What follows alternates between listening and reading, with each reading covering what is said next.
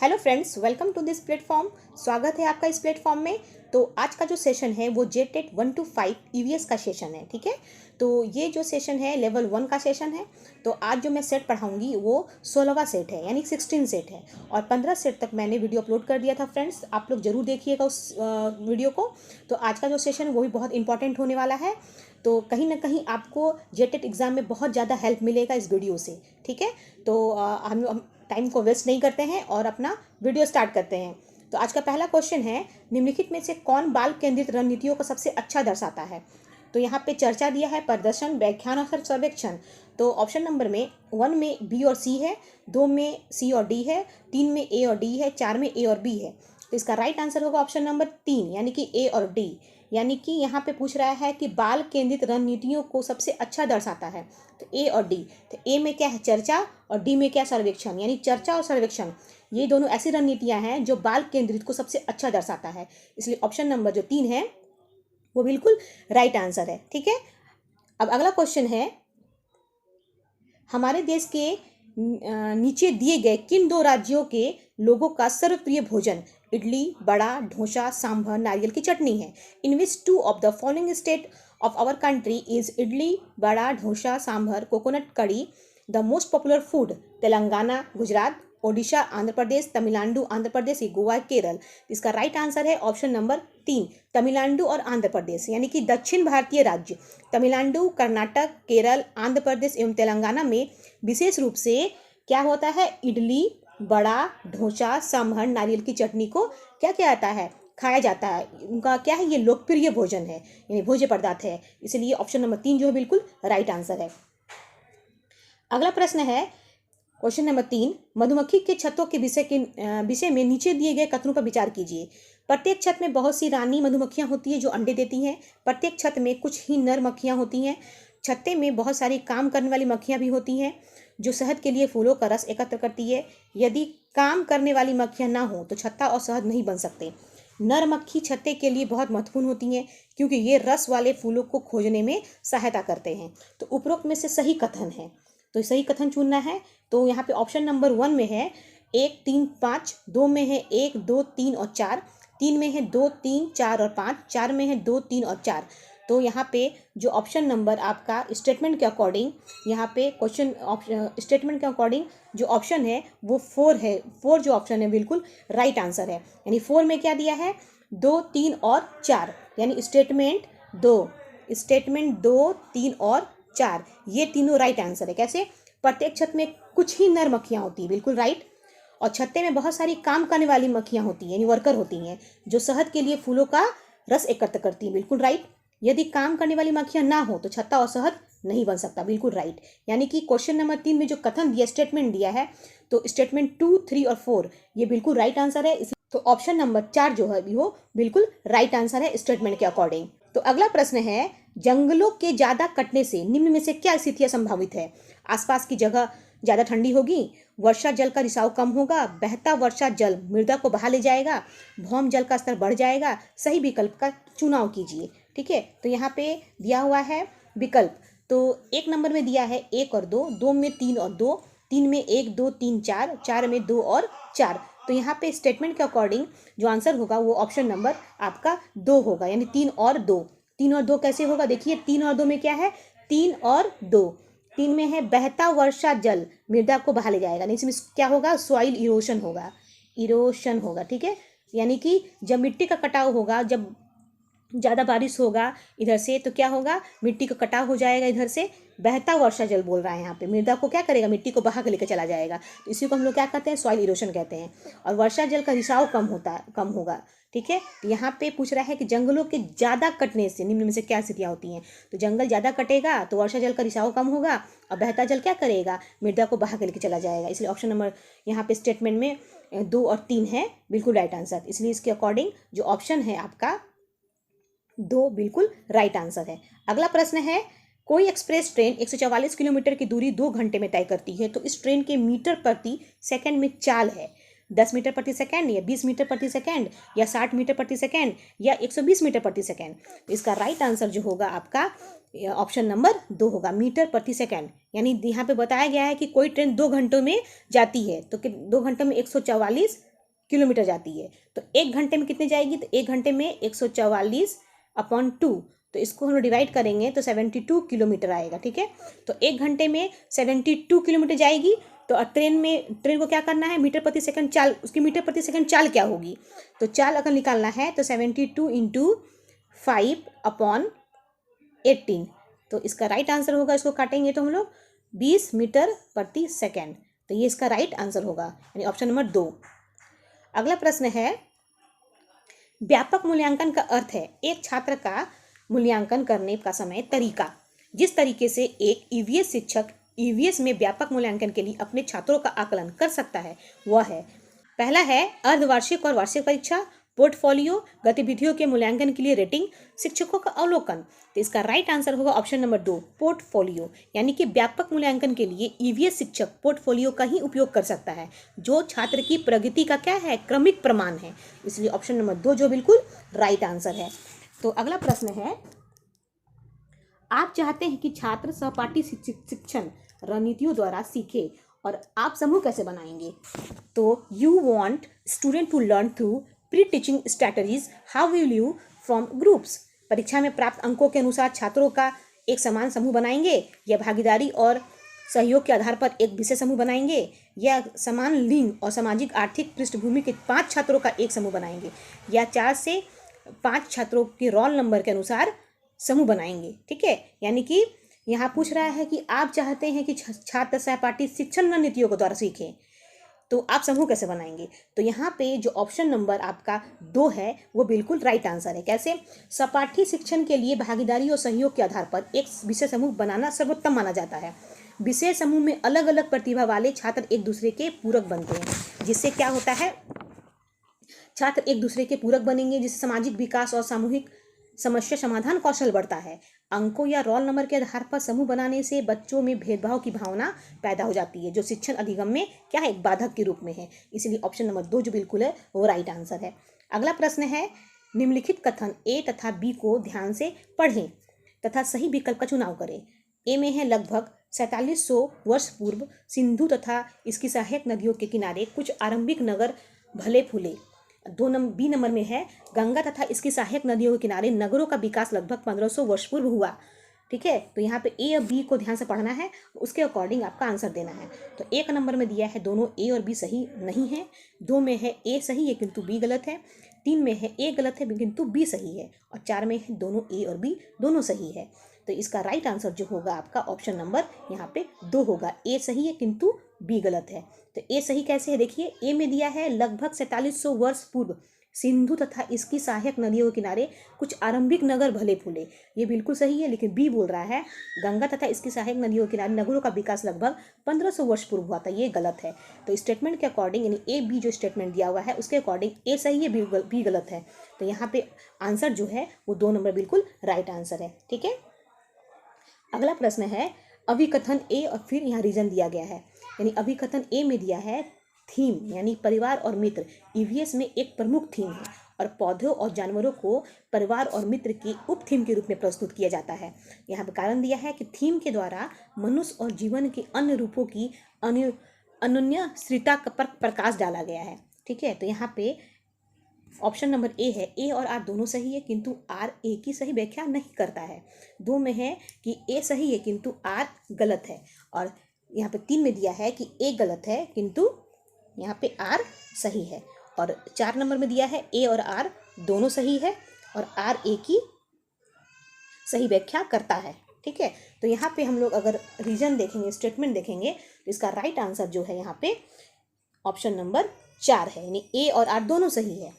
यहाँ बोला है ए और आर क्या क्या है, ए और आर दोनों सही है, आर ए की सही व्याख्या करता है, व्याख्या है। तो यहाँ पे देखेंगे 4 नंबर ए और आर दोनों सही है, यानी कि थीम परिवार और मित्र ईवीएस का एक प्रमुख थीम है, और पौधा जो है और जानवर को परिवार और मित्र के उप थीम के रूप में प्रस्तुत किया गया है। ठीक है, तो ए और आर दोनों बोल रहा है, तो ए भी यहाँ सही है, और आर जो है थीम के द्वारा मनुष्य और जीवन के अन्य रूपों की अन्योन्याश्रिता पर प्रकाश डाला गया है, बिल्कुल सही है। तो यहाँ पे ठीक है, और आर ए की सही व्याख्या है, यानी कि यहाँ पे स्टेटमेंट ए और बी दोनों सही है, और ए जो है आर की सही व्याख्या करता है, यानी दोनों सही है। तो ऑप्शन नंबर यहाँ पे जो 4 है बिल्कुल राइट आंसर है। यानी RA की सही व्याख्या करता है।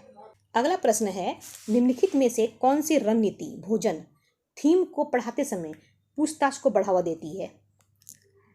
Which of the following strategies promotes inquiry while teaching the theme food? Sandwich, shikanji वगैरह को बिना आग में पकाने का प्रदर्शन, छात्रों से उनके परिवार के सदस्यों की खाने की पसंद का पता लगाने को कहना, भारत के विभिन्न क्षेत्रों में उपयोग किए जाने वाले विभिन्न परिरक्षित खाद्य पदार्थों के चित्र दिखाना, छात्रों से विभिन्न खाद्य पदार्थों के चित्र एकत्र करने के लिए कहना। तो इसका राइट आंसर जो होगा ऑप्शन नंबर वो 2 होगा, छात्रों से उनके परिवार के सदस्यों की खाने की पसंद का पता लगाने के लिए कहना। यहाँ पे बोला गया है कि भोजन थीम जो है पढ़ाते समय छात्रों से उनके परिवार के सदस्यों की खाने की पसंद का पता लगाने के लिए कहना पूछताछ को बढ़ावा देता है। यह गतिविधि छात्रों को वास्तविक डेटा एकत्र करने, उसका विश्लेषण करने और कक्षा में चर्चा करने के लिए प्रेरित करता है। तो यह खोज आधारित अधिगम का सर्वश्रेष्ठ उदाहरण है। इसीलिए छात्र स्वयं जो होते हैं ज्ञान का सृजन करते हैं। इसलिए ऑप्शन नंबर 2 जो बिल्कुल राइट आंसर है। अगला प्रश्न है, निम्नलिखित में से कौन सा समूह प्राथमिक स्तर पर ईवीएस के थीमों को दर्शाता है? विच of the following groups represent the themes of EVS at the primary stage? भोजन, पदार्थ, आवास, परिवार और मित्र, यात्रा, प्राकृतिक संसाधन। आवास, यात्रा, चीज़ों को हम बनाते हैं और करते हैं, मौसम, पानी और यात्रा। तो इसका राइट आंसर है ऑप्शन नंबर 3, आवास, यात्रा, चीज़ों को जो हम बनाते हैं और करते हैं। ठीक है, तो यहाँ पे जैसे कि प्राथमिक स्तर पर ईवीएस की मुख्य थीमों में आवास, यात्रा और चीज़ों को जो हम बनाते हैं वो शामिल है, क्योंकि NCF यहाँ पे NCF 2005 के अनुसार ईवीएस को 6 मुख्य थीमों में विभाजित किया जाता है जो बच्चों के वास्तविक जीवन से जुड़ी होती है। ठीक है, इसलिए ऑप्शन नंबर 3 जो बिल्कुल राइट आंसर है। अगला प्रश्न है, सीमा एक ईवीएस शिक्षिका ने अपने छात्रों के लिए चिड़ियाघर एक क्षेत्र भ्रमण यानी फील्ड ट्रिप का आयोजन किया। निम्नलिखित में से कौन चिड़ियाघर की यात्रा की सबसे उपयुक्त उद्देश्य है? चिड़ियाघर के जानवरों के नाम याद करना, जानवरों से संबंधित अवधारणाओं को जोड़ना, प्रक्रिया कौशल को बढ़ावा देना, चिड़ियाघर में छात्रों के सीखने का आकलन। तो यहाँ पे जो स्टेटमेंट दिए हैं, यहाँ पे ऑप्शन दिया है 1 नंबर में B, C और D, 2 में दिया है A, C और D, 3 में A और B, 4 में A, B, C। तो स्टेटमेंट के अकॉर्डिंग जो राइट आंसर होगा आपका वो ऑप्शन नंबर 1 होगा, यानी कि option number 1 B, C, D। तो B, C, D कैसे होगा हम लोग देखते हैं। तो B, C, D। B में क्या है? जानवरों से संबंधित अवधारणाओं को जोड़ना, बिल्कुल राइट आंसर। प्रक्रिया कौशल को बढ़ावा देना, बिल्कुल राइट आंसर। चिड़ियाघर में छात्रों के सीखने का आकलन, बिल्कुल राइट आंसर। तो यहाँ पे B, C, D जो है स्टेटमेंट के अकॉर्डिंग बिल्कुल राइट आंसर है और ऑप्शन नंबर जो आपका 1 है वो राइट आंसर है। अगला प्रश्न है, हरियाणा के सीमांतवर्ती यानी पड़ोसी राज्य है। The neighbouring states bordering Haryana are Uttar Pradesh, Uttarakhand, Madhya Pradesh, Himachal Pradesh, Punjab, Bihar, Punjab, Uttar Pradesh, Himachal Pradesh, Rajasthan और उत्तर प्रदेश। इसका राइट आंसर है ऑप्शन नंबर 4, हिमाचल प्रदेश, राजस्थान और उत्तर प्रदेश। यानी कि हरियाणा के जो पड़ोसी राज्य है हिमाचल प्रदेश है, राजस्थान है, उत्तर प्रदेश है। तो हरियाणा की सीमा उत्तर में हिमाचल प्रदेश और पूर्व में उत्तर प्रदेश और दक्षिण पश्चिम में राजस्थान से लगती है। इसलिए ऑप्शन नंबर 4 जो है बिल्कुल राइट आंसर है। अगला प्रश्न है, झारखंड का सबसे पश्चिमी जिला है। The western most district of Jharkhand is Garhwa, Latehar, Gumla, Simdega. तो इसका राइट आंसर है ऑप्शन नंबर 1 गढ़वा, यानी कि झारखंड का सबसे पश्चिमी जिला गढ़वा है। ठीक है, इसकी स्थापना 1 अप्रैल 1991 में की गई थी। ठीक है, और इसका क्षेत्रफल कितना है? 4093 वर्ग किलोमीटर। तो याद रखना है कि झारखंड का सबसे पश्चिमी जिला है गढ़वा। अगला प्रश्न है, डॉक्टर मरीजों में मलेरिया की पहचान के लिए खून की जांच कराने के लिए निर्देशित करते हैं। खून की जांच से doctors direct patient to undergo blood test for malaria detection. The blood test detect उसमें उपस्थित लौह तत्व की मात्रा का पता चलेगा, उसमें मादा मच्छर के अंडों की उपस्थिति का पता चलेगा, उसमें उपस्थित जीवाणुओं या प्लाज्मोडियम का पता चलेगा, उसमें उपस्थित हीमोग्लोबिन का पता चलेगा। तो इसका राइट आंसर है ऑप्शन नंबर 3, उसमें उपस्थित जीवाणु या प्लाज्मोडियम का पता चलेगा। ठीक है, तो मलेरिया की जो पहचान होती है, पहचान के लिए खून की जांच में उपस्थित परजीवी यानी प्लाज्मोडियम क्या है? एक पैरासाइट है, एक पैरासाइट यानी कि एक परजीवी है जो मच्छर के बॉडी में होता है, यानी एक मलेरियल पैरासाइट है।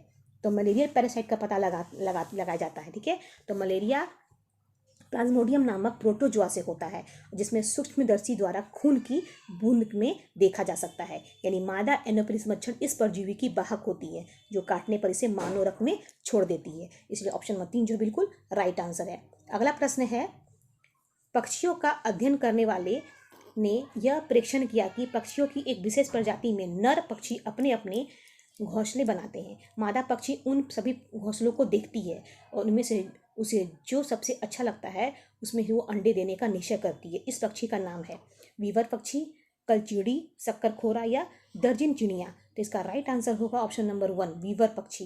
यानी मादा पक्षी द्वारा घोंसले का चुनाव करने की इस अनूठी प्रक्रिया के लिए वीवर पक्षी प्रसिद्ध है।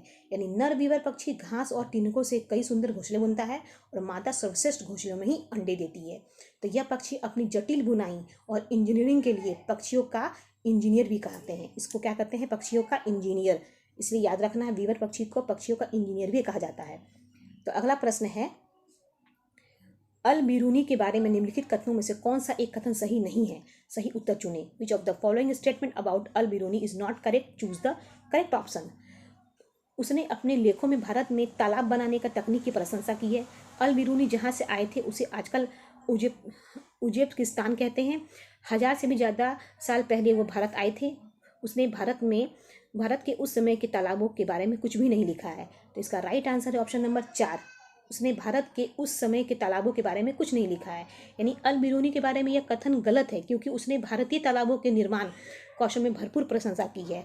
अल बिरूनी उज्बेकिस्तान से 1000 वर्ष पूर्व भारत आए थे और उन्होंने किताब उल हिंद में यहाँ की जल प्रणालियों का वर्णन किया है। उन्होंने लिखा था कि भारतीय लोग बड़े पत्थरों को लोहे के कुंडों से जोड़कर चबूतरे बनाने में माहिर होते हैं। इसलिए ऑप्शन नंबर 4 बिल्कुल राइट आंसर है। अगला प्रश्न है, निम्नलिखित में से कौन सी भोज्य संबंधी आदत यानी कार्बन पदचिह्न, कार्बन फुटप्रिंट को कम करने के लिए मदद करेगी?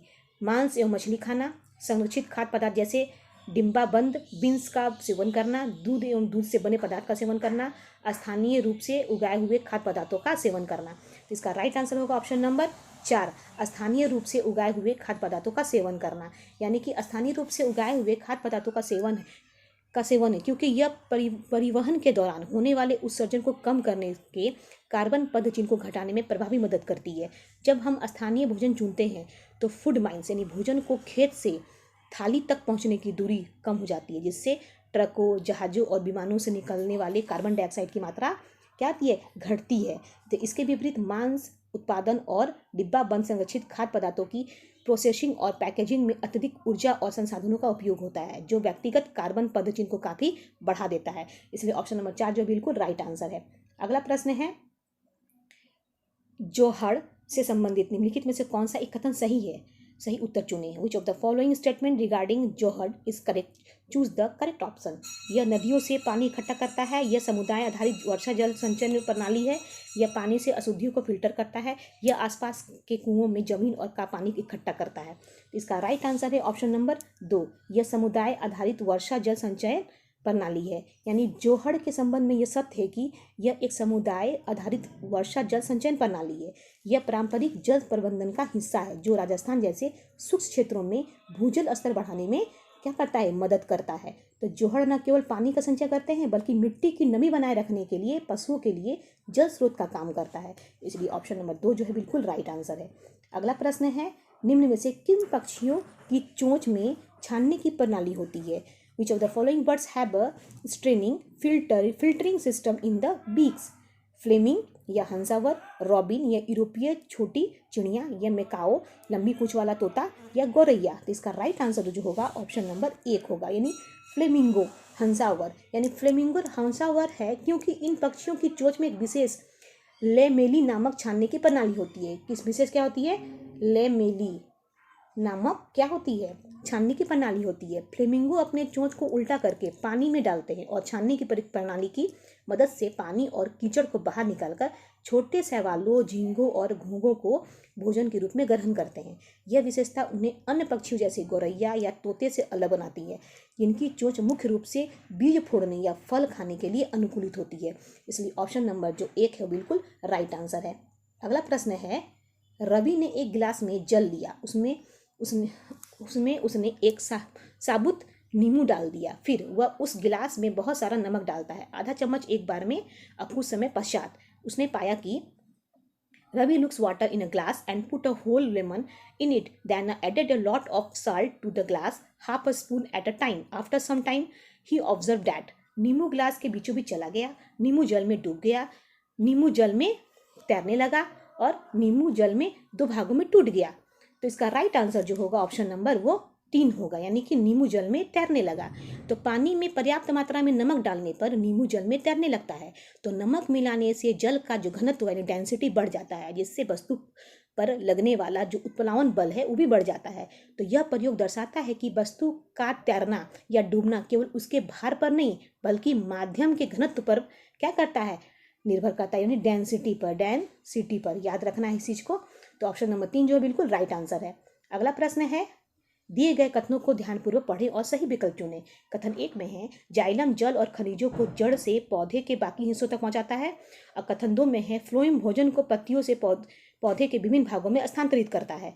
तो यहाँ पे इस कथन 1 और कथन 2 में दिया है, तो उसके अनुसार हम लोग जो आंसर देखेंगे वो बिल्कुल राइट आंसर कौन सा है, ऑप्शन नंबर 2 है, यानी दोनों 1 और 2 दोनों सही है।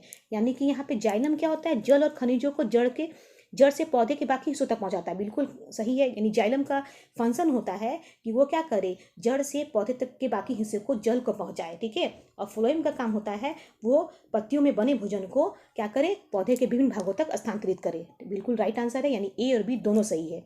कथन 1 और 2 बिल्कुल सही है, यानी ऑप्शन नंबर 2 जो बिल्कुल राइट आंसर है। अगला प्रश्न है, एक ईवीएस शिक्षिका अपने छात्रों के सोचने और जवाब देने के लिए कहती है कि हम सर्दियों के दौरान ऊनी कपड़ों में क्यों सहज महसूस करते हैं। इस कथन का प्रश्न है, an EVS teacher asks student to think and answer why do you feel comfortable in woollen clothes during winter. This type of question is air an काल्पनिक प्रश्न, तथ्यात्मक प्रश्न, अभिसारी प्रश्न, ये विश्लेषणात्मक प्रश्न। इसका राइट आंसर जो होगा ऑप्शन नंबर वो 4 होगा, यानी विश्लेषणात्मक प्रश्न, यानी एनालिटिकल क्वेश्चन। मतलब कि हम सर्दियों में ऊनी कपड़ों में सहज क्यों महसूस करते हैं, ये एक विश्लेषणात्मक प्रश्न है। इस प्रश्न का उत्तर देने के लिए छात्र को ऊन के कुचालक होने और शरीर की गर्मी के संरक्षण के बीच में संबंध का विश्लेषण करना पड़ता है। तो ऐसे प्रश्न केवल तथ्यों को रटने के बजाय उनके पीछे के वैज्ञानिक तर्क और क्यों की उसमें समझ पैदा करती है, यानी WH क्वेश्चन को क्या करती है, समझ पैदा करती है। इसलिए राइट आंसर ऑप्शन नंबर 4 होगा। अगला प्रश्न है, निम्न में से कौन से पौधे का उपयोग डिब्बे बनाने और मकान बनाने में होता है। विच of the following plants is used for making containers या बॉक्सेस एंड बिल्डिंग हाउसेस। गन्ना, बांस, मक्का या घास। इसका राइट आंसर होगा ऑप्शन नंबर 2, यानी कि बांस। यानी बांस का उपयोग पारंपरिक और आधुनिक रूप में डिब्बे, टोकरियां और मकान बनाने में प्रमुख रूप से यूज किया जाता है। यानी बांस एक बहुमुखी घास की प्रजाति है जिसकी मजबूती और लचीलेपन के कारण इसे हरा सोना, यानी इसको क्या कहते हैं, हरा सोना कहा जाता है बांस को, याद रखना है, ठीक है, यानी ग्रीन गोल्ड कहा जाता है। इसके खोखले तनों का उपयोग निर्माण कार्य में होता है, इसलिए ऑप्शन नंबर 2 जो बिल्कुल राइट आंसर है। अगला प्रश्न है, यदि थीम यात्रा रेलवे स्टेशन ईवीएस में एक सामुदायिक संसाधन के उपयोग को दर्शाता है तो निम्नलिखित में से कौन पूरा करेगा। थीम भोजन, if theme travel corresponds to railway station as a community resource in EVS, then which of the following completes theme food। कृषि फार्म, जंगल, दुकानदार या किसान। तो इसका राइट आंसर होगा ऑप्शन नंबर आपका 1, यानी कि कृषि फार्म, एग्रीकल्चरल फार्म। यदि रेलवे स्टेशन पर एक सामुदायिक संसाधन है तो भोजन यानी थीम के लिए कृषि फार्म एक सटीक सामुदायिक संसाधन होगा। कृषि फार्म वह स्थान है जहां बच्चे फसल उत्पादन, मिट्टी और किसान के श्रम को प्रत्यक्ष रूप से देख सकते हैं। यह खेत से थाली तक की प्रक्रिया को समझने के लिए एक महत्वपूर्ण शिक्षण स्थल है। ये ऑप्शन नंबर 1 जो बिल्कुल राइट आंसर है। अगला प्रश्न है, मानव गुर्दे यानी किडनी में पथरी निम्नलिखित में से किसकी वजह से बनती है। Kidney stone in human beings are form due to which of the following. Calcium acetate, calcium oxalate, sodium acetate या सोडियम बेंजोएट। इसका राइट आंसर होगा ऑप्शन नंबर 2, कैल्शियम ऑक्जेलेट, यानी कि मानव गुर्दे में पथरी यानी कैल्शियम ऑक्जेलेट की वजह से बनती है। कैल्शियम की अधिक मात्रा ब्रिक में यानी स्टोन ऑक्जेलेट का कारण है। यह खनिज और अम्ल लवणों से बना होता है जो एक क्या है, साथ चिपके होते हैं। गुर्दे की पथरी का समानांतर लक्षण पेट के बगल में गंभीर दर्द होता है, इसलिए ऑप्शन नंबर 2 जो बिल्कुल राइट आंसर है। अगला प्रश्न है कक्षा 3 के विद्यार्थियों के लिए ईवीएस में निम्नलिखित में से कौन सा सीखने का परिणाम यानी अधिगम प्रतिफल नहीं है। विच of the following is not a learning outcome for class 3 student in EVS. अच्छे और बुरे स्पर्श पर अपनी राय व्यक्त करना, देखे गए अनुभव किए गए मुद्दों पर आवाज़ उठाना और समाज के प्रथाओं से संबंधित करना, जैसे कि संसाधनों के स्वामित्व में भेदभाव, कुछ स्थानीय इंडोर आउटडोर खेलों में कक्षा की दिशाओं की पहचान करना। इसका राइट आंसर है ऑप्शन नंबर 2, देखे गए अनुभव किए गए मुद्दों पर आवाज़ उठाना और समाज की प्रथाओं से संबंधित करना, जैसे कि संसाधनों के स्वामित्व में भेदभाव। जैसे कि कक्षा 3 के लिए संसाधनों के स्वामित्व में भेदभाव जैसे जटिल सामाजिक मुद्दों पर आवाज़ उठाना अपेक्षित अधिगम प्रतिफल क्या है, नहीं है। कक्षा 3 का बच्चा छोटा होता है, उसके लिए दिशा पहचानना, खेल के नियम और सुरक्षा की समझ अधिक प्रासंगिक होती है, यानी कि सामाजिक आर्थिक असमानता जैसे मूर्त अमूर्त और संवेदनशील मुद्दों की गहरी समझ उच्च कक्षाओं के लिए विकसित की जाती है। इसलिए ऑप्शन नंबर जो है बिल्कुल 2 राइट आंसर है। अगला प्रश्न है गुजरात के सापेक्ष उत्तर प्रदेश और आंध्र प्रदेश की क्रमशः स्थितियां हैं। With respect to Gujarat the location of Uttar Pradesh and Andhra Pradesh are respectively उत्तर पश्चिम दक्षिण पश्चिम, उत्तर पूर्व दक्षिण पश्चिम, उत्तर पूर्व दक्षिण पूर्व, उत्तर पश्चिम दक्षिण पूर्व। इसका राइट आंसर है ऑप्शन नंबर 3, उत्तर पूर्व और दक्षिण पूर्व। यानी गुजरात के सापेक्ष उत्तर प्रदेश उत्तर पूर्व में और आंध्र प्रदेश दक्षिण पूर्व दिशा में स्थित है। तो भारत के मानचित्र पर गुजरात पश्चिम में है और उत्तर प्रदेश इसके उत्तर और पूर्व के बीच में है, जबकि आंध्र प्रदेश दक्षिण पूर्व की ओर स्थित है। तो मानचित्र आधारित प्रश्न छात्रों में स्थान, सापेक्ष स्थिति और स्थानिक समझ को मजबूत करता है। इसलिए ऑप्शन नंबर 3 जो बिल्कुल राइट आंसर है। अगला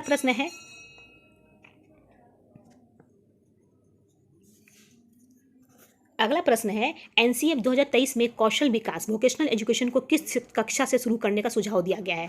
इन NCF 2023 from which class is vocational education suggested to be introduced. कक्षा 11 से, कक्षा 9 से या कक्षा 6 से या स्नातक स्तर से। इसका राइट आंसर ऑप्शन नंबर 3 यानी कक्षा 6 से। यानी एनसीएफ 2023 के अनुसार व्यावसायिक शिक्षा या कौशल शिक्षा को स्कूली पाठ्यक्रम का अभिन्न अंग बनाते हुए इसे कक्षा 6 से ही शुरू करने का सुझाव दिया गया है। इसका मुख्य उद्देश्य छात्रों को कम उम्र में ही व्यवहारिक कौशल जैसे कि बागवानी, कोडिंग, मिट्टी के बर्तन बनाना या बिजली का काम सिखाना है, ताकि वे श्रम की गरिमा को समझ सके। यह पहल NEP यानी कि 2020 के लक्ष्यों के अनुरूप है, जिसमें कक्षा 6 से 8 के दौरान 10 दिनों के बस्ता रहित इंटर्नशिप का भी प्रावधान किया गया है। इसलिए ऑप्शन नंबर जो 3 है बिल्कुल राइट आंसर है। और लास्ट प्रश्न है राउफ कहाँ का लोक नृत्य है। Rouf is a famous folk dance of which state. Bihar, Punjab, Jammu Kashmir या महाराष्ट्र। इसका राइट आंसर ऑप्शन नंबर 3 यानी कि राउफ जम्मू कश्मीर का लोक नृत्य है। इसमें ग्रामीण महिलाएं क्या करती है, 2 पंक्तियों में आमने सामने खड़ी होकर के एक दूसरे के गले में अपनी बाहें डाल करके क्या करती है, नृत्य करती है। इसलिए ऑप्शन नंबर 3 जो है बिल्कुल राइट आंसर है। तो आज का सेशन यही समाप्त होता है फ्रेंड्स। इस वीडियो को जरूर देखिएगा, इसके पिछले वीडियो को भी जो भी अपलोड किया है वो भी जरूर देखिएगा, ठीक है। तो आज के लिए इतना ही, फिर ऐसे में वीडियो लेकर के आऊँगी। तो आज के लिए इतना ही, टेक केयर एंड बाय।